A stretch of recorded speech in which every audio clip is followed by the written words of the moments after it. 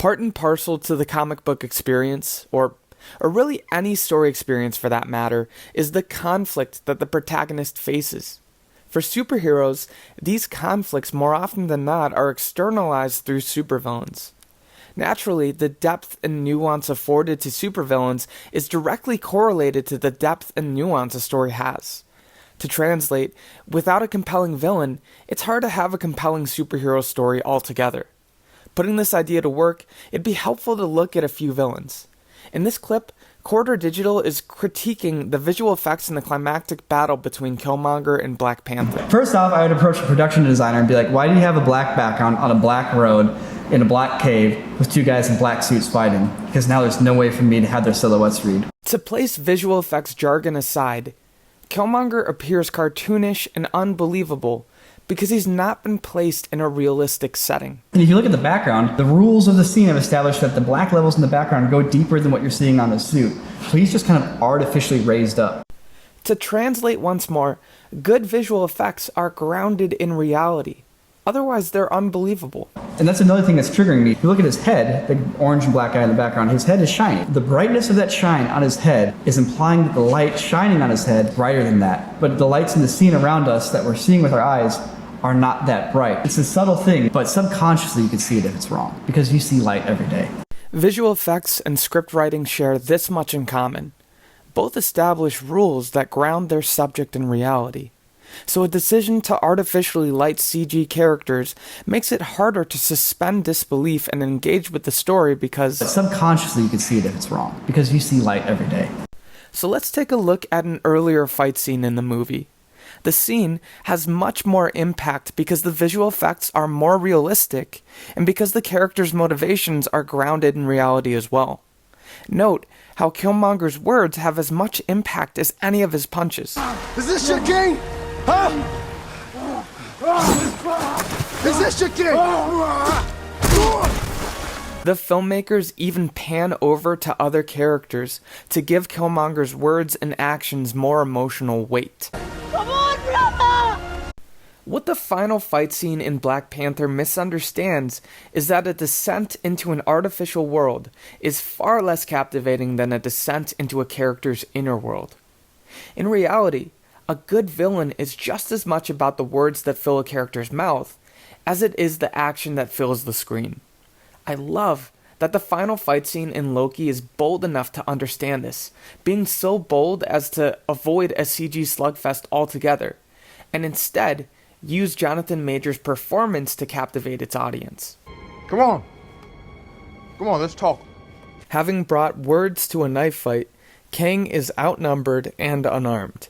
And yet, it's Sylvie and Loki who are on the back foot. Not what you were expecting,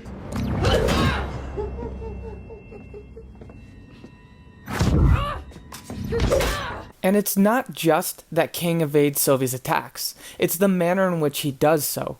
The snide chuckle as he lays on his side. The world of knowledge that hides behind his words.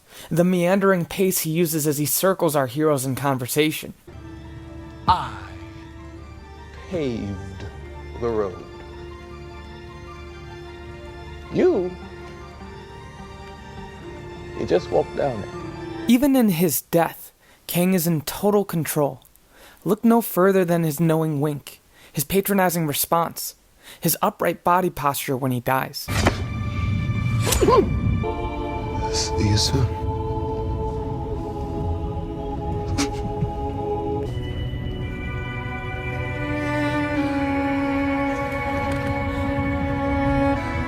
If you were looking for Kang to roll up his sleeves, get his hands dirty, you'd miss the point entirely. Don't tell me I'm a disappointment. Kang's words are to the Loki variants as Thanos' punches were to the Hulk at the beginning of Infinity War. Disarming with pinpoint precision. Now don't misunderstand me. I'm not arguing for the removal of action scenes altogether. To borrow from another superhero franchise, I'm simply stating that without an unstoppable force, we don't really know how immovable an object really is. The hardest choices require the strongest wills. I think you'll find our will equal to yours. It's a moment like this. Insect. And this.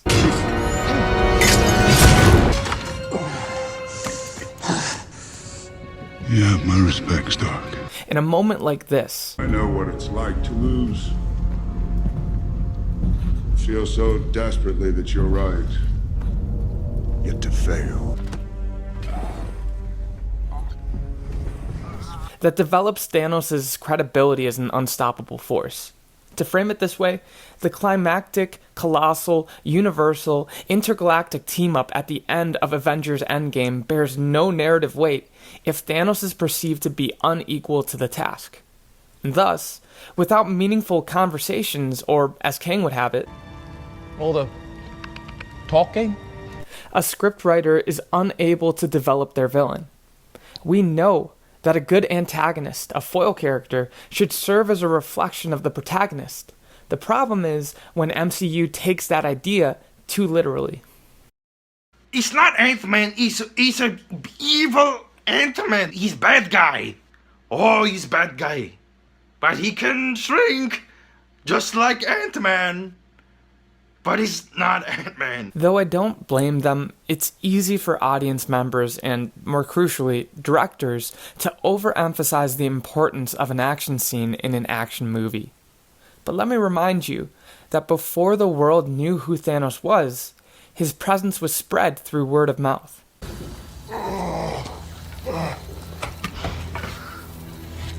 Thanos is coming. He's coming. Who? Which simply means we do not arrive at a blockbusting team-up without a healthy dollop of well-executed exposition. So, if the MCU truly wants to convince their audience that Kang is capable of being a conqueror, there's no better place to start than in conversation.